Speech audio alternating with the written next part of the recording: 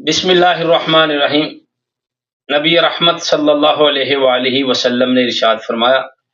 آپ نے فرمایا اپنی اولاد کو تین چیزیں لازمی سکھاؤ۔ نمبر 1 قرآن پڑھنا سکھاؤ، نمبر 2 اپنے نبی کی محبت یعنی کہ نبی پاک صلی اللہ علیہ وآلہ وسلم کی محبت، نمبر 3 اہل بیت طہار کی محبت، آپ کے گھر والوں کے ساتھ محبت۔ تو اہل بیت طہار کی محبت کے سلسلے میں امام شافعی نے بڑے خوبصورت جملے لکھے ہیں۔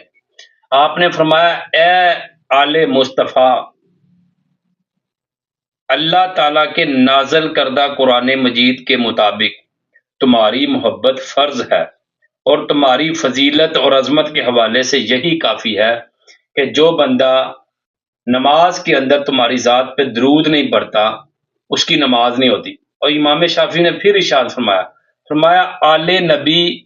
میرا ذریعہ ہے، یہی میرا وسیلہ ہے، اور میں امید کرتا ہوں کہ کل قیامت والے دن اللہ تبارک و تعالی آل نبی کی محبت کی بدولت میرا نامہ اعمال میرے دائیں ہاتھ میں پکڑائے گا۔ تو ہم دعا کرتے ہیں اللہ تبارک و تعالی آل نبی کے ساتھ محبت کی توفیق عطا فرمائے، اور اس کے ساتھ ساتھ ہمیں آل نبی والا کردار اپنانے کی بھی توفیق عطا